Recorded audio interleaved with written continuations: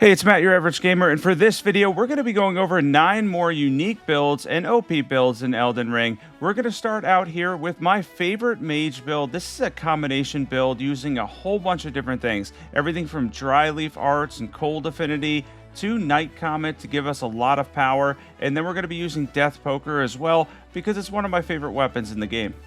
I just want to state at the beginning of this video real quick, if you're not subbed and you're looking forward to Elden Ring Night Rain, make sure you hit the subscribe button. I usually don't say this that early in the video, but I just wanted to mention that I'll be getting groups together in my Discord. The Discord's going to be in the pinned comment below, and I'm really looking forward to the release of Night Rain. It should be a lot of fun. It's going to be different from making builds. It's probably going to be like best classes, best items and routes to go, stuff like that. But yeah, there's going to be content upcoming for Night Rain, and I honestly can't wait. I hope it ends up being really good. All right, now back to the build.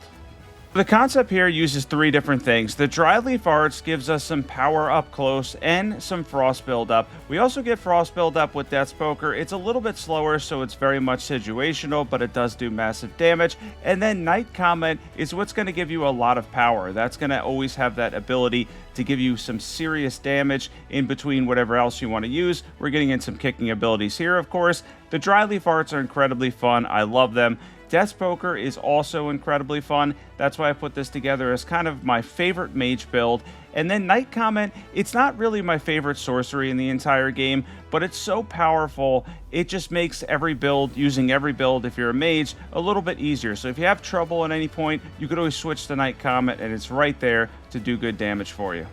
And those are for anybody that struggles or anybody that just wants to get in some good damage. Overall, though, this is definitely my favorite mage build in Elden Ring. Probably unique to me in the sense that building around this way is my favorite way to play a mage. If you want to see top intelligence builds, I've been asking that for a while. I think there's people that want to see it. Be sure to comment. Also, if you have any build requests, comment them too. I love doing those. I want to do more of them upcoming. There's a couple of them in this video. So if you have any build requests, weapons I haven't covered, or builds you want to see, be sure to comment those below as well. A lot of appreciation for this community. It's been amazing. It's been an amazing 3 years since Elden Ring was released. Using builds like these, it does make the game a little bit easier, but I've been trying to add in variety because we're 3 years in now to Elden Ring. And of course, when Night Rain comes out, that's going to be the focus for a bit. But Elden Ring is always going to have a special place in my heart. This is probably my favorite game of all time. It's the game I've poured the most hours into. It truly was a masterpiece in my opinion. And yeah, it's an excellent, unbelievably challenging and amazing game, and I hope From Software comes up with more like Elden Ring in the future, or even linear Souls games. We get some more of. All right, in a second, we're going to jump into equipment stats, everything you need to know for my favorite mage build in Elden Ring. We have Dane's Cold Footwork plus 25. We have 2 Staves of Loss for a 60% boost in damage to Night Comet. We have Death's Poker. Any seal for buffs, you could check out our armor set here, my favorite helm there. Godfrey Icon, Ritual Swords Talisman, Shard of Alexander. We have the Magic Scorpion Charm, Magic Tier, Faith Tier. Let's jump into stats. And I didn't use the Rakshasa set for most of these because I've been using it too much lately, but it'll give you more damage. 50 Vigor, 23 Mind, 22 Endurance, 15 Strength, 17 Dexterity, 70 Intelligence, 23 Faith, 33 Faith with the Faith tier, Golden Valhalla Shaburi, Terra Magica. I like Blades of Stone too, and Night Comet. And at number 8, we have an Executioner Hunter combo build. This uses 2 different things. Now, we have the repeating crossbow, of course with bleed bolts to get in some serious damage from a range. It's actually pretty good there, stacked around 3,000 damage. And then our main weapon is going to be the Executioner's Great Axe in cold affinity with Waves of Darkness, a really fun Ash of War that does a good amount of poise damage too, and a fairly good amount of physical damage as well. Of course, that frost build-up is going to be excellent for you. Getting in that frost proc and then getting in the extra damage afterwards. By the way, Radahn, this version of Radahn at least, takes extra damage to gravity magic, so it probably takes a little bit of extra damage to Waves of Darkness. I believe that's probably in that category. With that said, the waves still do some pretty good damage. The AR on the follow-up is pretty excellent, and the frost build-up, if you're up close, will be decent too. Overall, this is a really fun build and one I highly recommend. Let's jump into equipment and stats. And we have the Executioner's Cold Great Axe plus 25, preferably with Waves of Darkness, repeating crossbow, Bloodbone bolts. We have any seal for buffs. You can check out our armor set there. It's a pretty cool set combo. And once again, my favorite helm, Lord of Blood's Exaltation, Arrow's Reach Talisman, Shard of Alexander, Arrow's Sting Talisman, and then we have the Magic tier, Blood Sucking Crack tier. Let's jump into stats. And for stats, we have 60 Vigor, 21 Mind, 40 Endurance, 50 Strength, 15 Dexterity, 25 Faith. We're using Golden Vow, Flame Grant Me Strength, and Blessings Boon for some extra HP. And next up, we have a Malenia Cosplay build at number 7. We're going to be using the Hand of Malenia, of course. And then on top of that, we're going to be using her own incantation, Scarlet Aeonia, if that's how you say it. And that's going to give us Scarlet Rot build up. And then, of course, we're going to get in a lot of successive attack build up with her weapon as well. Her katana is pretty awesome. This build ends up turning out really well. This is kind of how I would run her build personally. And I ended up having a lot of fun with this one. I really like cosplaying as her. I just kind of went for a generic female character with longer red hair, and it turned out pretty well overall. I ended up liking this one in terms of both being fun and doing good damage as well. I'm sure if you wanted exactly her look, there's probably sliders all over YouTube for that you could find without issue. For me personally, since you don't really see a lot of her face anyway, I just kind of kept it pretty basic. But overall, the concept here is to use the katana, go for that Ash of War as much as you possibly can to build up some damage. You'll even get some bleed procs on occasion as well. And then using your Rot when you get the opportunity to, we're going to use it in Phase 2 on the Fire Giant here to, of course, tick down boss's HP. And I also chose to use the Blood-Sucking Crack here, and the reason wasn't actually for damage. It helps with damage, of course. It was because she's rotting. While she's not losing HP as a boss or anything, it felt thematic to use the Blood-Sucking Crack here and kind of give her basically health drain, because of course she's going through the whole rot thing anyway, and it just seems to fit well with her build. Yeah, this is one I highly recommend trying. If you want to see any more boss builds that I haven't covered, be sure to comment those as well. Boss builds can be really fun. Some of them don't have the best builds, but Malenia personally has an amazing build because her katana is great. And then, of course, Rot build up in Elden Ring is pretty OP. As you can see here, we're able to get Rot on the Fire Giant. And it was pretty fun taking on the Fire Giant as Malenia too. It was definitely fun to face this boss specifically. Probably should have went for Radon to kind of fit the theme. But yeah, it is what it is. We went for the Fire Giant, who has a lot of HP. All the footage for this video, by the way, Journey 3 and Journey 4, it's across both. So New Game Plus 2 and New Game Plus 3. For those looking for New Game Plus 7 builds, I'm going to be jumping back into them soon as well before Night Rain. Get you at least one more good video for New Game Plus 7 before Night Rain. So if you want to see anything for that specifically as well, also comment on that. Said the Fire Giant's going down. In a second here, we're going to go over equipment stats, everything you need to know for an awesome Malenia build, and of course making the best out of the Hand of Malenia as well. We're going to jump into equipment now for this build. We have the Hand of Malenia plus 10 preferably. We're using any seal for buffs. Of course, we have our entire armor set on. That's pretty straightforward. We have the Shard of Alexander, Millicent's Prosthesis, Winged Sword Insignia, or Rotten Winged Sword Insignia is better if you have it, Lord of Blood's Exaltation, Blood-Sucking Crack tier, and Thorny tier as well. Let's jump into stats. And real quick, I want to say I do have Rotten Winged Sword Insignia, but I choose not to use it a lot just in case people are on New Game 1. That way they could do any of these builds. I try to limit the New Game Plus specific builds. 60 Vigor, 60 Dexterity, 35 Faith, Golden Vow, Flame Grant Me Strength, Scarlet Aeonia. At number 6, we have the coolest knight build that I've made. Because I like this armor set specifically, it's a really cool armor set. And of course, I like the Black Steel Great Shield as well. And then throwing in the Claymore, another obviously classic Souls weapon, turns this into a really cool build. And then we're going to be using Crucible Wings as well. We're going to use this in heavy affinity rather than sacred, get in some serious damage and some good poise damage as well. This is going to focus on using Crucible Wings, guard counters, and of course blocking, and some decent damage with the Claymore in heavy affinity. There we get a critical break, of course.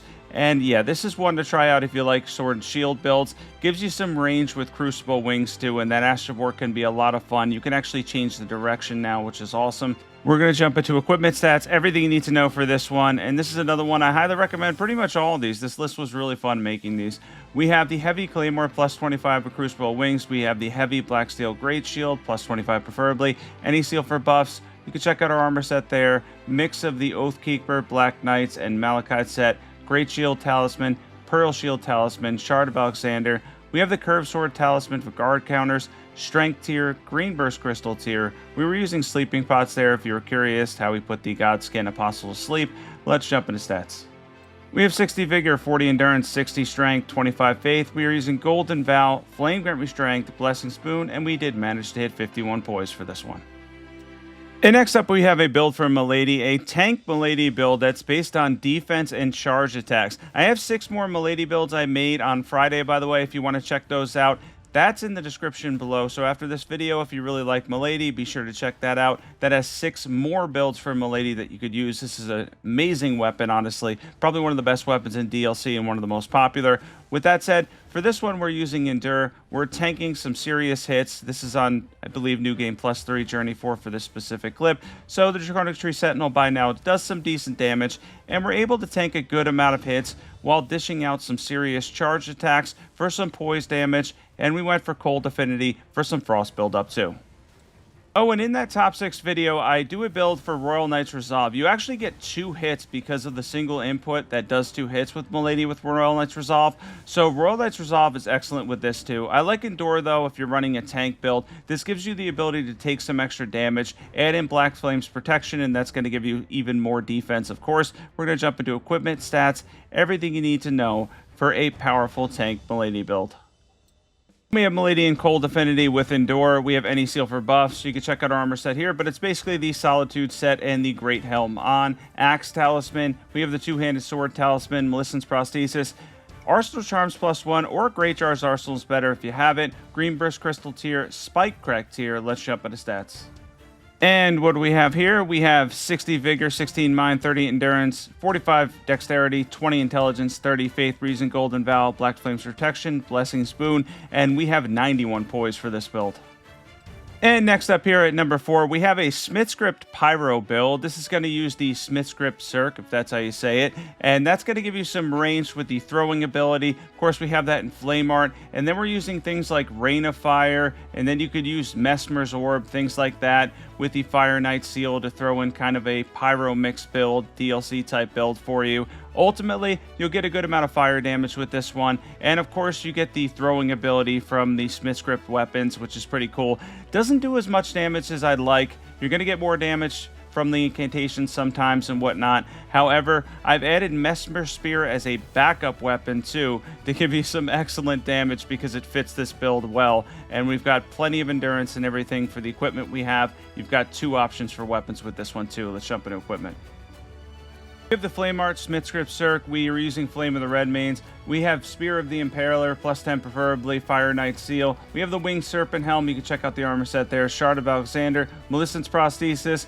We have the Fire Scorpion Charm. We have the Godfrey icon for all of our incantations. A lot of them are chargeable. Blood-Sucking Crack tier, Flame tier. Let's jump into stats. And for stats, we have 55 Vigor, 20 Mind, 25 Endurance, 40 Dexterity, 60 Faith, Reason, Golden Vow, Flame Grant Me Strength, Rain of Fire, and then we have Mesmer's Orb and the Serpent one as well.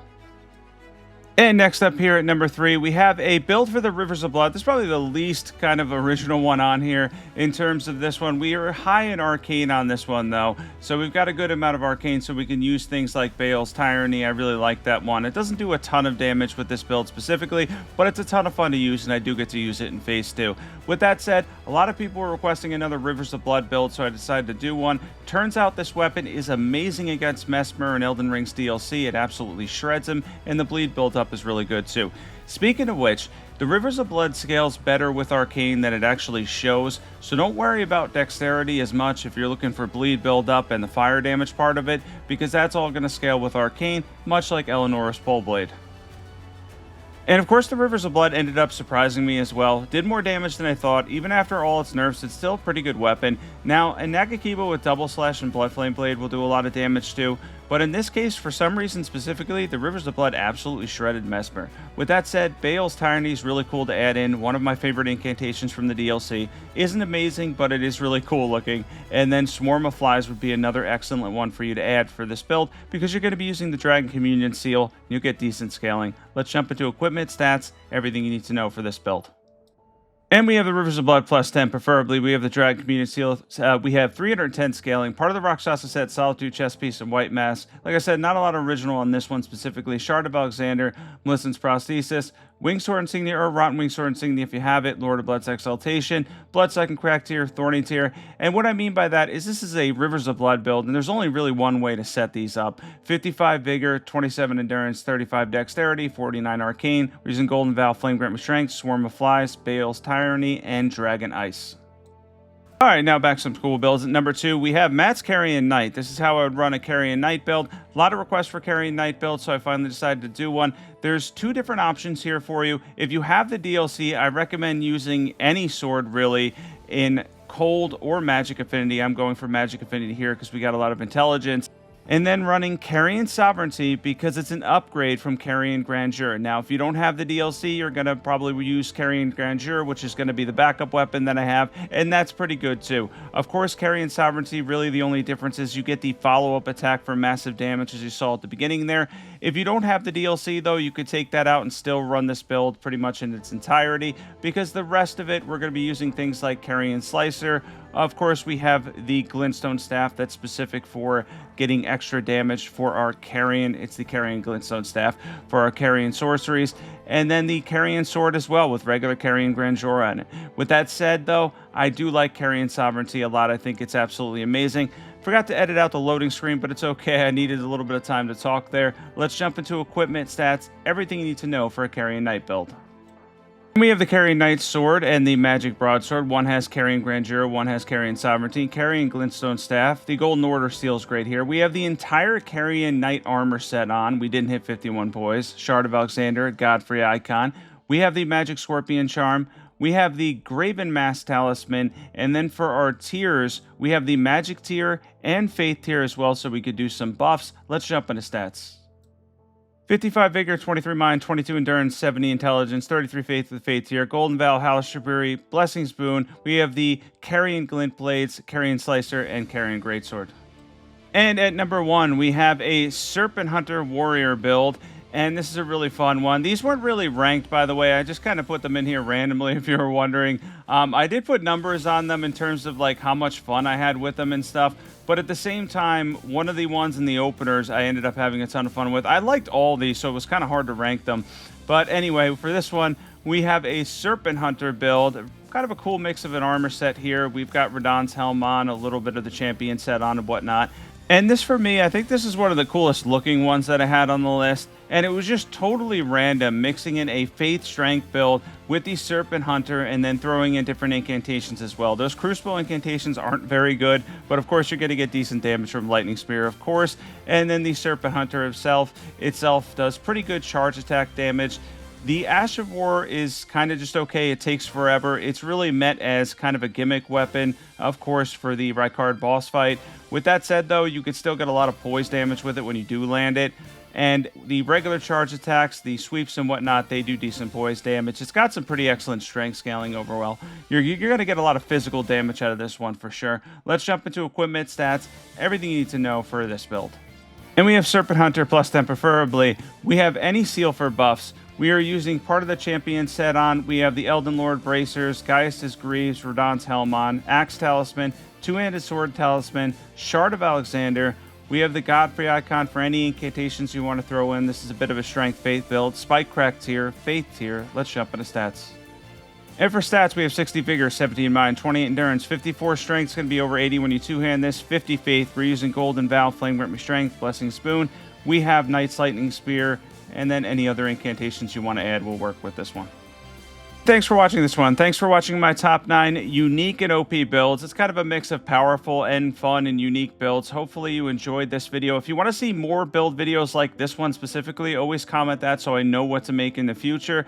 And don't forget to join the Discord in the pinned comment below so we can get some groups going if you're planning on getting Night Rain. And if you are in the Discord, let me know what console you plan on getting it for. I'm most likely going to be on PC. Possibly we'll grab it for PS5 as well. I will catch you guys in the next video.